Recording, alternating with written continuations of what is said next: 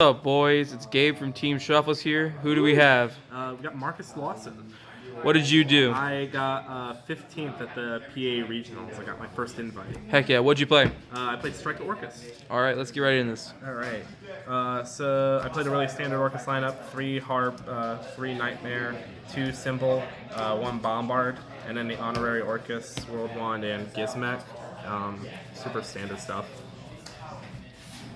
I think as we go in the format, people are playing Brass Bombard more and more, so I really like this card. It just helps you win a lot of the grindier games, especially when you open with just a bunch of Orcust in your hand. It's actually really just good at getting them all out. For the Sendy boys, Armageddon Knight, Dark Gruffer, 2 Mathematician. The Crash to draw a card is really good, even when you've bricked. And then these guys will just win you games alone. If this card, I swear, if Dark Gruffer resolves, you just win. For hand traps, 2 Ash, 2 Phantasme, 2 Impermanence. Kind of becoming the standard. I'm probably actually going to cut these Phantasmes because I'm just tired of them underperforming. I would even rather just run a 3rd Impermanence and a 3rd Ash Blossom. Whenever I resolve Ash Blossom, I'm really glad that I had the Ash in hand, but the Phantasme is just sort of lackluster. It doesn't really do enough.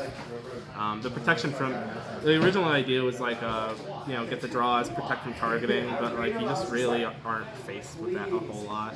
The bigger thing to worry about is just the IP board and someone having an Appaloosa, and Phantasme doesn't really help against any of that. Rhoda to get the Sendy boys. Wouldn't be Striker Orcust without the dumbest cards in the game. I would actually debatably run Afterburners in the slot instead of Widow Anchor. Because if I run 3 Impermanence, you don't necessarily need this. It's good. But against when you get Dweller or something like that where you need the card in hand, you have to just hard draw this anyway, so it's no real better than Impermanence. The only nice part about this is that if you're facing an Appaloosa and you top deck the Engage, and you can lead off with Engage and do it that way. But I would probably just side this in and let the Afterburner sit in the main deck slot. Other cards, the draw cards, 3 Allure, 3 Return. Don't play Into the Void because I'm playing the Hand Trap variant. This card is really super dumb. People talk about the Engage being the Pot of Greed, but this card is just really stupid. Especially even when you return for a return, you just activate it the next turn and it doesn't matter at all. This card, as much as any other card in the deck, won my games, so I'm glad I ran 3 of them. Other spells, 1 Babble, of course, 1 Upstart. I'm running 41 cards in the deck, so this is the 41st card. More spells engraved. 1 Foolish Burial, so auxiliary spells, good stuffs. Instead of Cosmics, I actually ran 2 Twin Twisters, partly because it was a regional, so you see more rogue, so I wanted to be prepared for that. So the Twins were really nice, but also in the Mirror and in the Salamangreat matchup, I still think Twin Twisters is just as good. Not only are you discarding for cost, so you're getting rid of your Heart Horror or whatever else that you hard drew in hand, but with the Twin Twisters, what you can do is you just target, say, the Crescendo and the Babble. Dingirsu can't protect the Crescendo, so they still have to respond with it. In the Salamangreat matchup, the same thing. You target the Sanctuary and then the Roar, and they can't Balinx the set card, so it's pretty good. Plus, against Rogue, obviously, Twin Twisters is just a better card. Really gets you out of a lot of situations. I actually had one of the Mindburn players I played against. He knew I was playing Striker Orcust game 1. Game 2, he activates Prohibition and calls Cosmic, and I was pretty happy. So pretty good.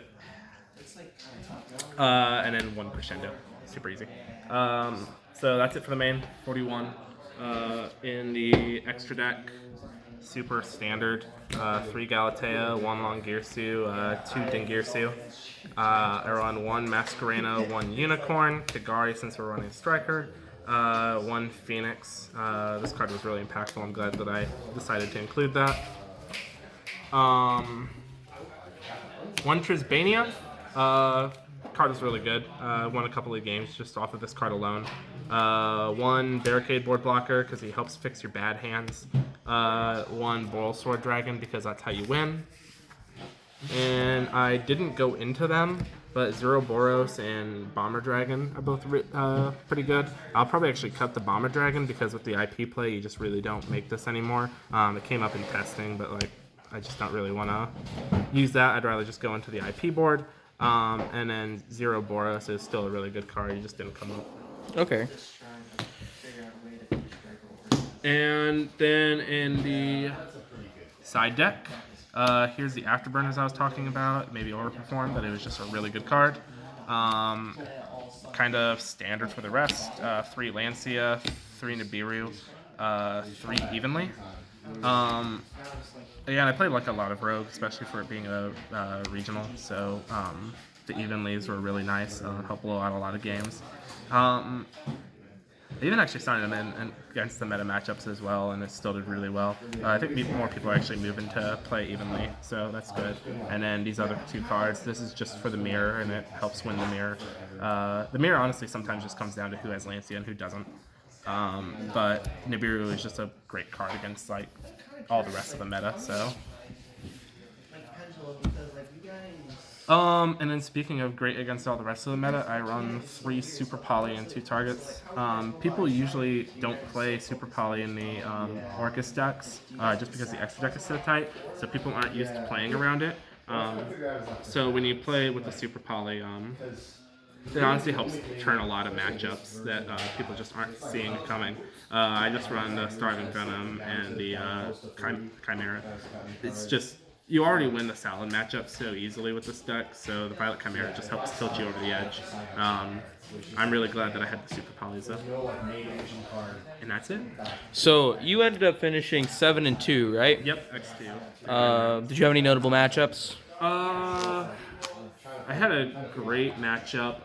The mirror was actually like a really intense matchup, and it kind of just came down to like resources and trying to manage that. I noticed like I had 2 rounds against Altergeist, and both of those rounds were just I don't know, the deck just has this sort of like ability to just push through so hard.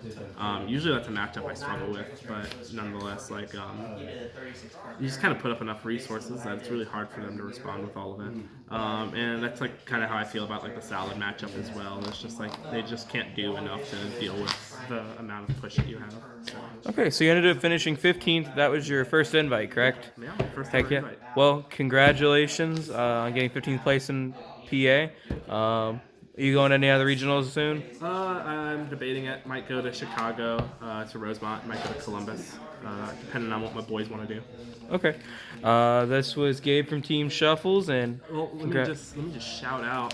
Let me shout out my boy Michael. Michael for driving with me.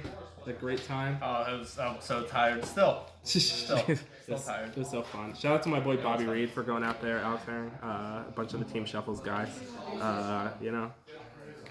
Shout out to the vendor that got you orchestrated returns 5 minutes before the event started. That guy's the MVP. That guy's the real MVP. Well, Team Shuffles out, guys.